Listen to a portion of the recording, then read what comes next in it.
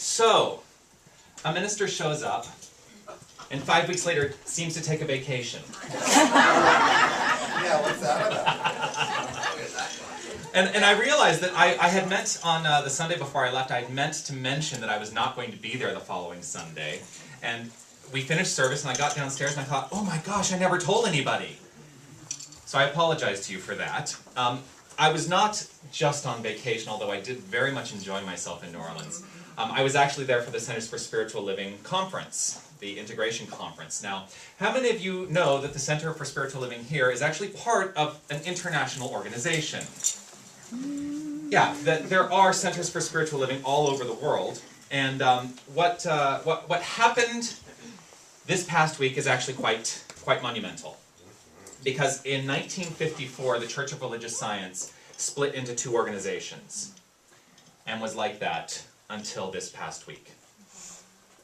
There was the United Church of Religious Science and Religious Science International, and they went about their business of doing church in their own way, pretty much parallel for those 60 years. Several years ago, there started to be some talks between the two organizations saying, hey, you know, we do teach the same thing. We used to be one, and in a teaching that says we are all one, why are we two? And if you go back and you look at the history of it, yeah, it was basically about how the organizations run. You know, it's the administrative aspect. It had nothing to do with the philosophy. So, several years ago, they started the process of starting to come back together, which ended up being a very, very long process. The conference this past week is the conference where that is all complete. It's complete. What was United Church of Religious Science, later to be known as the United Centers for Spiritual Living, and what was Religious Science International, which then became known as International Centers for Spiritual Living. You see there's a theme there. Did the final steps of integrating this week and became just the Centers for Spiritual Living. Yeah. So we are stronger now with our brothers and sisters all across the world because there is no separation, and we really, really got to that this week. I will tell you that in the process of voting, it was very funny. So we had to do this thing because there were technically 3 organizations at the business meeting, right? So every time we had to take a vote, for the first several votes, it was United Centers for Spiritual Living would vote, and then the International Centers for Spiritual Living would vote, and then the body, which was the Centers for Spiritual Living, would vote first. So there were always 3 votes happening until we passed resolution number 3. Resolution number 3 was a resolution implementing the integration of ICSL and UCSL into CSL by statutory merger. It's, you know, a lot of legal terms in there, and ultimately that's the one that says we are now one, there is no two. Your minister, me, I'm the one who actually moved that resolution. So my name is now in the history books as the one who said I moved for the statutory merger of these 2 organizations. Yeah. And what this resolution does, it was passed unanimously, by the way. What this resolution did is it eliminated lawfully the United Centers and the International Centers, and it created the Centers for Spiritual Living.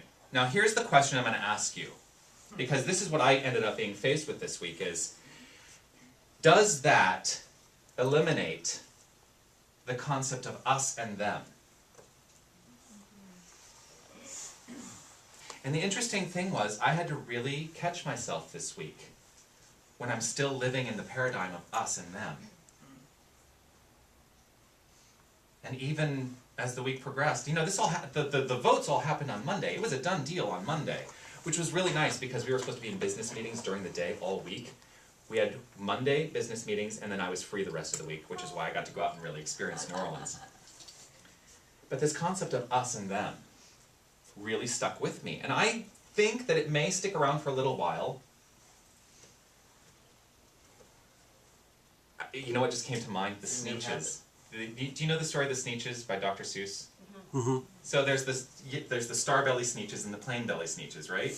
And at some point they go through this machine because the star bellies want to have plain bellies, the plain bellies want to have star bellies, and well, they get to this point where they're all going through this machine to change the stars on their bellies, and they get to a point where they don't know who had the stars to begin with and who had the plain bellies to begin with. But it was a process that they had to go through to get to that point. And even though legally it's a done deal, now we have to wrap our minds around there is no us and them. We are one. They don't look any different, do they? No, they don't. You know, this is what I was left with. How long are we going to proceed in this larger organization with this mentality? And I trust it's going to happen very quickly, that we will get past the idea that there's an us and a them. I trust that. Because even at the banquet on the final night, on Thursday night, I think it was John Waterhouse who said, take a look at the people at the table you're sitting with. Do you know who was in the international organization and who was in the United Organization anymore? No. No, and it doesn't matter. It doesn't matter. So that was the business of New Orleans. And I just wanted to let you know that, that this is an important and historical event for our organization, for our larger organization. So it was really a pleasure to be there, and I appreciate you letting me be there after I'd only been here a few weeks. Even though I didn't tell you I was going. You planned to go before you came here, right? Yeah, the plan was already in place before I came here. No, but I will tell you, I had really tried very, very hard to be here last Sunday morning and then catch a flight to go down there. But just because of the timing, and I had to be there at a certain time because I was the stage manager for the event, yada yada yada. I had to leave earlier in the morning than I wanted. So, but I do want to talk about Mardi Gras. Woo! Right? We have all of our beads and our trinkets and everything, and I'm so happy that we were able to bring back a bunch of stuff for you so that you could experience Mardi Gras a little bit. It's pretty wild down there. Who's been to New Orleans on Mardi Gras? It's wild, isn't it? Now, mind you, actual Mardi Gras is this Tuesday, so we left before it really got out of control. And it seemed pretty out of control. So what Mardi Gras is the culmination of the carnival season, which starts in Epiphany. Now, I'm going to get a little churchy and tell you what the background is, and so if hearing about the Catholic Church, brings up the hair on the back of your neck, I apologize. But Mardi Gras is the culmination of this period of time between Epiphany and Ash Wednesday. This coming Wednesday is Ash Wednesday. And what Ash Wednesday starts is the season of Lent, which goes through till Easter. So, Carnival, that period, is actually pretty much Catholic. And in New Orleans, it's not just Catholic, it's everybody's festival. Because everybody gets in on it, and it is so much fun. It is it's really about letting go of who you think you are and stepping into a bigger idea of who you are and letting God take over. I will tell you that. I actually went there this week with the thought of, oh no, I have to maintain and be a minister and not, get involved and... Yeah, that went out the door pretty Exactly, but it's because there is an energy that is the driving force of this celebration, and it is a celebration. It is a celebration of life, and it is a celebration on some level of debauchery. Debauchery is life too. Debauchery is life too, yes, yes. I mean, it's basically the time when you get to party and do all of these things before you go into the season of Lent. Because during Lent, that's the time when you have to stop it all. And you become very reverent. And you give up things. No parties, oh no. You don't get to have any fun. Well, you should have gotten it out of your system. You don't get to have any fun.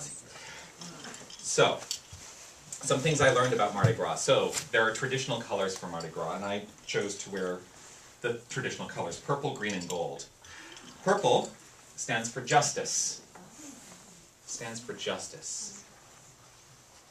The green stands for faith. And the gold stands for power. And these are the, you see flags and banners and everything is purple, green, and gold throughout the whole city. It is just beautiful. Just beautiful. I also found out that the weekend before Mardi Gras, which is this weekend, the population of New Orleans doubles.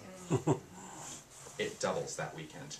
And we only got really a taste of it before we left. In fact, they were planning, we were given a notification by our hotel, and our hotel was on Canal Street, right across the street from the French Quarter, and it's where all of the parades basically end. We were given notification that if we were staying past 2 p.m. on Friday, that the hotel was going into lockdown mode.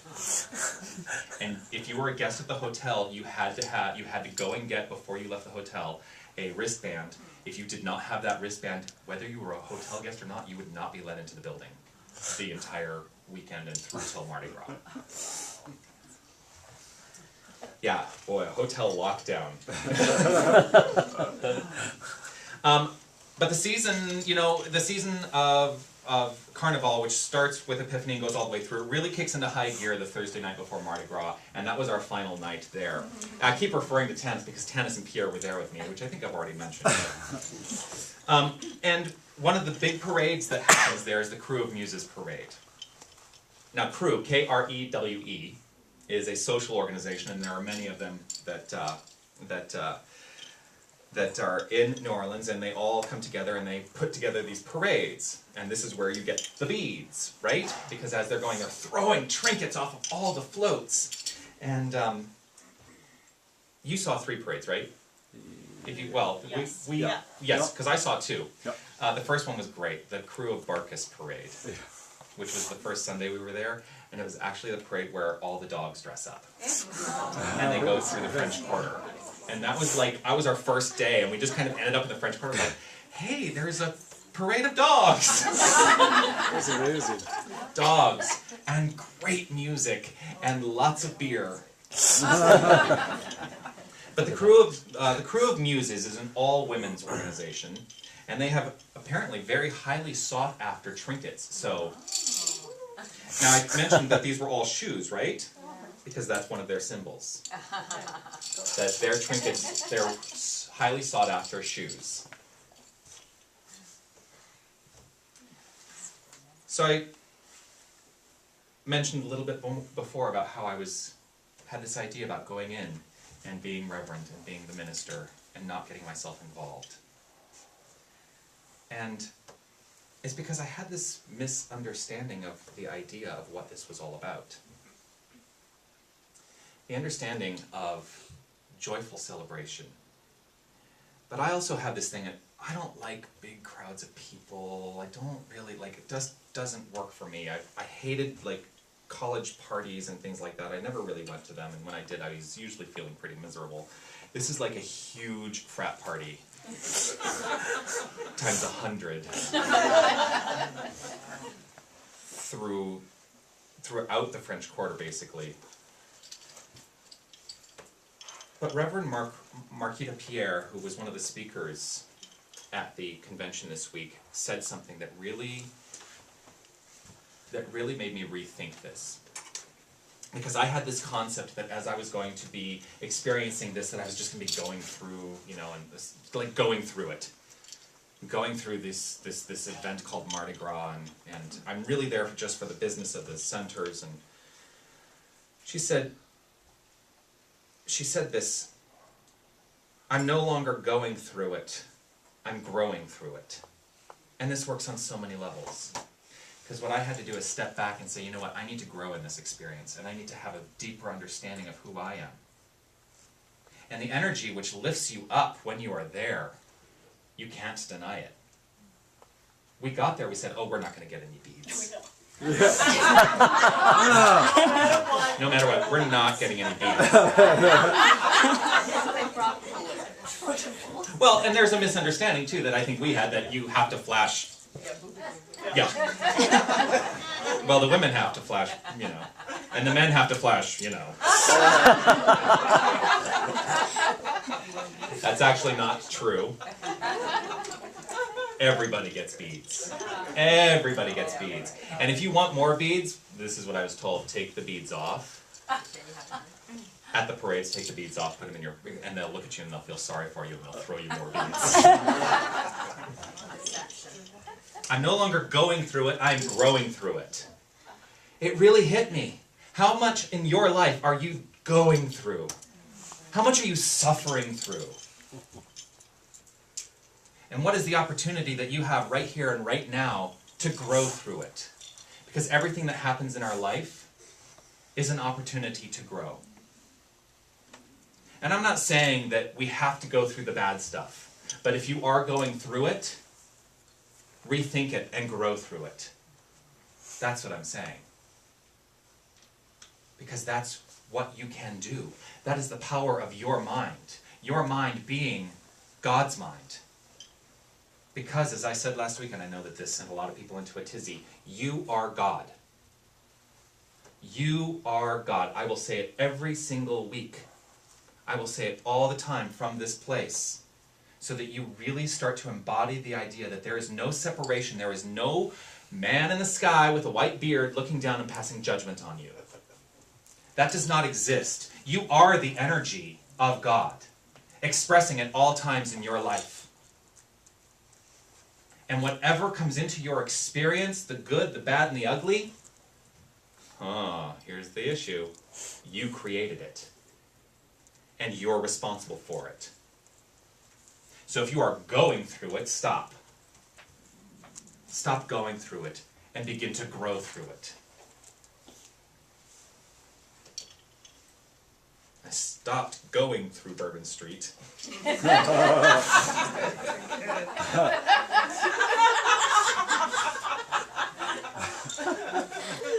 feel the story coming along. You know what? Bourbon Street was not at all what I expected it would be. I thought it would be much worse. Now I imagine on Tuesday night it's going to be worse. What's Bourbon Street? Bourbon Street is the section of the French Quarter where it's pretty... Well, okay, so what did you say? There are three ways to experience Mardi Gras. Okay. There's nice Mardi Gras, which is, I think, what we experience 90% of the time. Yep. Then there's raunchy Mardi Gras. Then there's nasty Mardi Gras. Bourbon Street is nasty Mardi Gras. I can't explain how it's nasty from up here. That would be inappropriate for a minister. But with great music. It is all God. Well, I'll tell you, I saw a lot of God.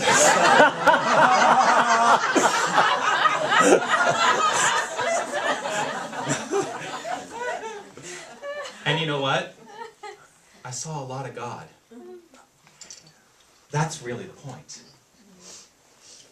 If I look at you and I say, you're God, and you are God, what is it in my mind that separates that experience of Bourbon Street? What is it that makes me think that's not God? It is God. It's God expressing in a different way. And God can express in a different way because God is always expressing in different ways because God is infinite, so there are infinite ways of expression. The degree to which I believe that that is not God is the degree to which I believe that God does not express in my life. That is now when I have separated myself and I believe that God is something out there. And that's not the truth. God is all of it. And so I got to the point where I just said, laissez-le bon temps rouler. Easy for you to say. Let the good times roll because that is God. And everybody was having such a good time. And let me tell you, the music. You want to know God? Holy moly, the music down there. And it is so steeped in that culture in a way that I wish it was steeped in throughout the world. We actually got to see, I say we got to see, we did make the choice to go. But it's very possible, if it had been any busier, we may not have gotten in. The Rebirth Brass Band just won a Grammy on last Sunday night. And they have a standing gig at the Maple Leaf Lounge, which is literally this little hole in the wall in uptown New Orleans. and we decided we were going to go see them the Tuesday after they won a Grammy. We got in. Now, you want to talk about divine ease and grace? So I thought, oh, well, I've got to do this session, and I've got to have this meeting, and then we're going to get there, and it's going to be late, and they may be done with their, set and everything. Oh, no. It was so perfect. I finished the session. I went to my meeting. The meeting took a little bit longer than I thought it would, and so I was, I'm sitting there like, I got to get out of here. I got to go see this band. Finish the meeting. Pierre and Tanis and I go. We get in a cab. We drive there. Their set is starting in like 10 minutes. Their first set. So we go, we get up there. Apparently they've doubled the cover charge. So we pay our $20 each. We get our wristband, and we walk right in the door. With hundreds of people on the street who are probably, all thinking, oh, well, I'm going to give it a little while. I don't know if I really want to go in there. It was an incredible experience. It was loud. The band is incredible, and this is a band that's been together for 30-ish years. They all met in high school, and they've been doing, it's like 12 instruments up there, brass and tuba, and it's fascinating. So that was like the big band that we saw. But God is also on the streets, let me tell you. All throughout the French Quarter. You just walk around the French Quarter and there's music everywhere. And I love music. So it was really, really a special time for me.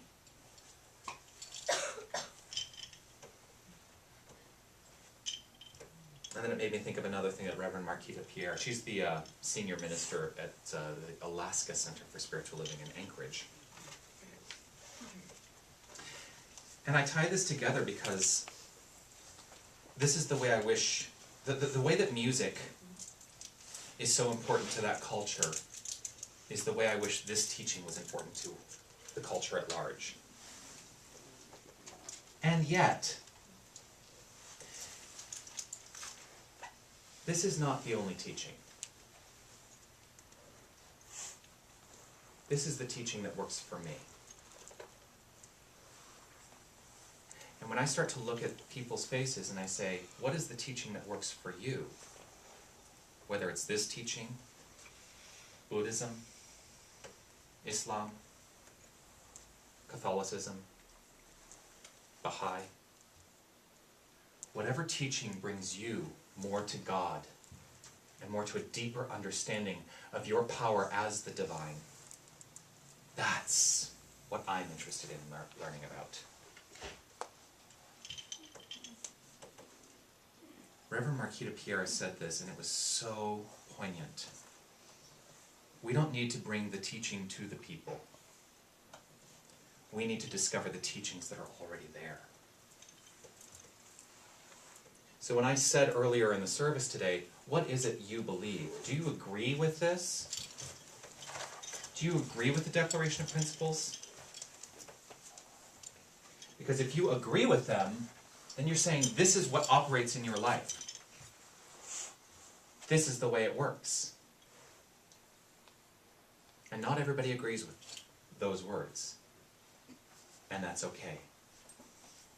Because I honor that those people are God. If I believe that there is any separation between me and a Catholic, again, that's the degree to which I have now separated and decided that there is something else going on that is not God. That there is something that separates me from others.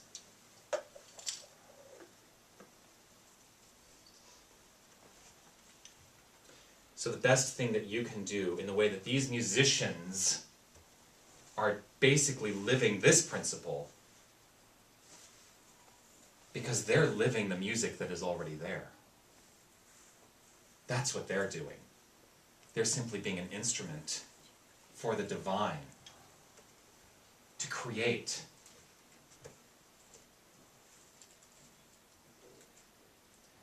And what they're doing, these fantastic musicians on the street, is they're simply giving themselves away.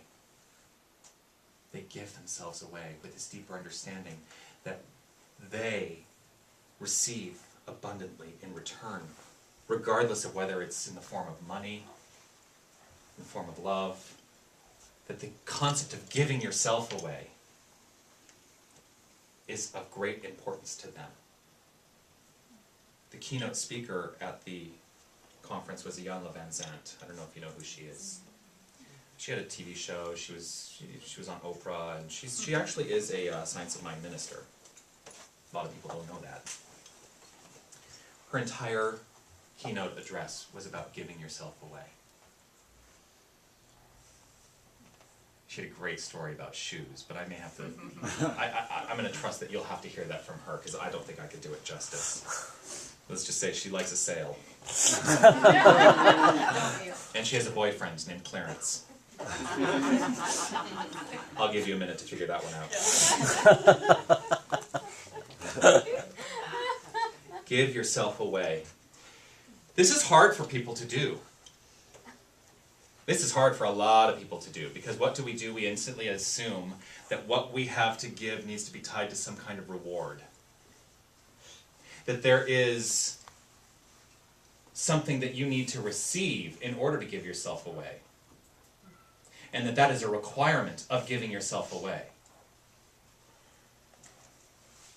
If you can step into the concept of giving yourself away freely, and without the concept of reward, your life is going to open up exponentially.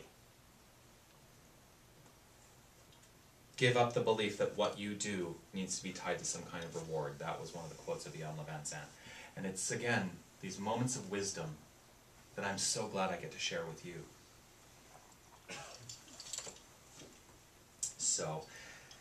So what does all of this mean? What does this all lead up to, right? I've talked about Mardi Gras, I've talked about some of this conference. Ultimately, what this is leading up to is the concept of Lent, which is the title of my talk today, Lent. Now, I mentioned Lent earlier as being this period that begins on Ash Wednesday. It goes through Easter. And I went and looked up Wikipedia. I'll tell you, if you want to know infinite knowledge, go to Wikipedia. Now, obviously, because it's open to anybody to put in articles, you take it a little bit with a grain of salt, and you look for the things that have actually been, corroborated with truth. But this is how Wikipedia describes Lent.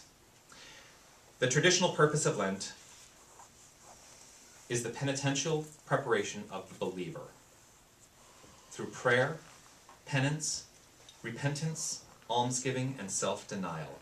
I'm so glad I'm not a Catholic. It culminates in Easter Sunday, marking the celebration of the resurrection of Jesus Christ. And just so you know, if you have a problem with Jesus Christ, don't be here on Easter. Because I will talk about Jesus. Jesus of Nazareth. To be very clear. Jesus, the Christ, was the Christ in the same way that you are each the Christ, because you are each the Christ consciousness expressing, and there is no separation between you and Jesus. There is no separation. You have exactly what that man had. He used it in a different way. I'll talk more about that on Easter. So during Lenten season, some faithful observants generally commit to a form of fasting or temporarily giving up certain types of luxury. One of my best friends gives up cussing on Lent. I think to myself, is that a luxury? Could be, yeah. Lent lasts for 40 days and 40 nights. 40 days and 40 nights. And it is representative of the time that Jesus spent in the desert being tempted by Satan. That's traditionally how it's referred to. So, my question is to you, what is it you're going to give up for Lent this year? And you think, well, I'm not a Catholic. I don't have to give up anything. We're religious scientists. We believe in this principle that God is all there is, so God is everywhere, even on Bourbon Street. And so I don't have to give everything up because I can take and I can receive everything there is, and I don't have to have any separation.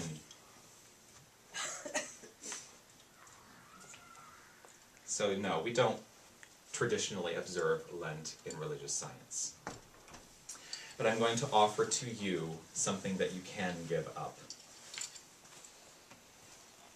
Negative thinking. So, in honor of Reverend James Mellon, who came up with this anagram, Lent means, let's eliminate negative thinking. For the next 40 days and 40 nights, my challenge to you is to give up negative thinking. To be done with those things that do not work for you.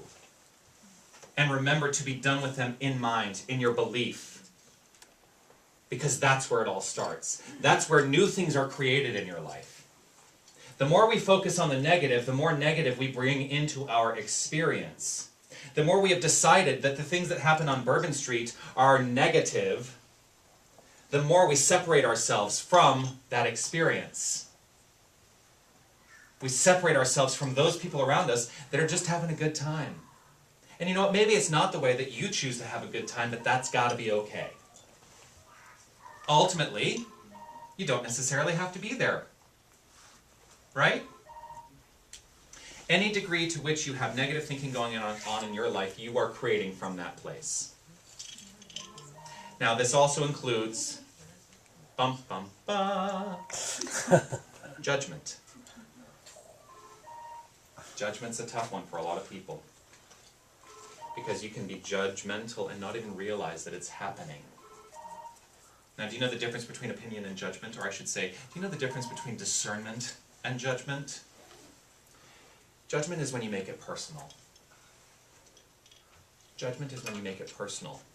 We live in a world of an impersonal law that simply does its thing. If you can approach everything the way that this divine energy approaches everything, and that is with love, unconditional. Love, unconditional. And stepping back from making everything personal. Then you can look at the person sitting next to you and recognize that there is no separation. No separation. Just the divine, honoring the divine and seeing the divine. The true meaning of namaste.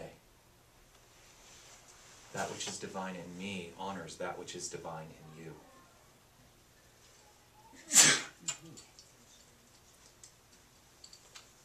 Dr. Ken Gordon, who is a friend of mine and has always been a tremendous inspiration to me.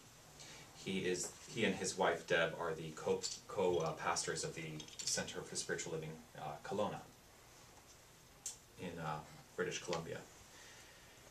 He was elected this week as the first spiritual leader of the Centers for Spiritual Living. He had been the president of International Centers for Spiritual Living for the past 5 years, but he is now our spiritual leader.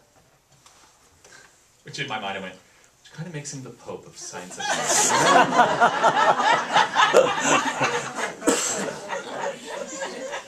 Get a beanie? No, you don't get a beanie. But he's always been so inspiring to me, and he actually came to me this week and he said, Jonathan, please invite me to your center. And I said, absolutely. So I plan on having him here, hopefully soon. Maybe I'm going to try and have him here when we do my installation in the spring, which would be very special. It would be very special for me. Actually, Ken, if you're watching,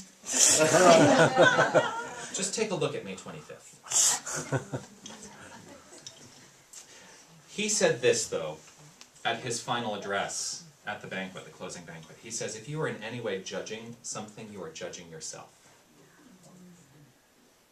If you are in any way judging something, you are judging yourself. So I've talked about it already. I went to New Orleans with some preconceived ideas about what I was going to experience. I went there with some preconceived ideas about Mardi Gras. I had some preconceived ideas about this integration.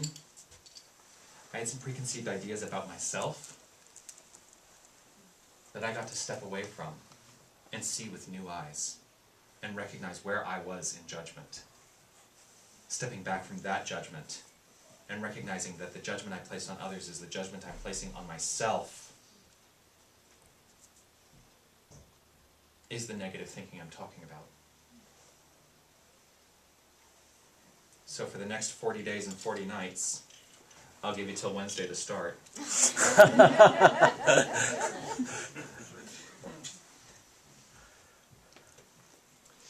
For the next 40 days and 40 nights, let's eliminate negative thinking. I had to change my mind. So I ask you the question, what are you going to change your mind about? What are you going to change your mind about? What is not working for you? Because I guarantee you, if something is not working for you, there's some negative belief in there, and that's what's operating.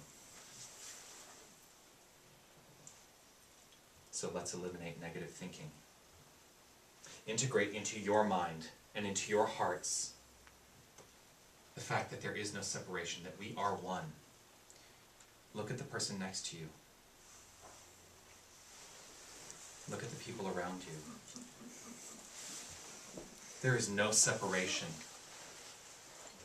Absolutely no separation. We are one. There is one life. That life is God's life. That life is our life now. So, this year, observe Lent. Observe it, live it, let it be the truth of who you are. And let's eliminate negative thinking right here, right now. Namaste.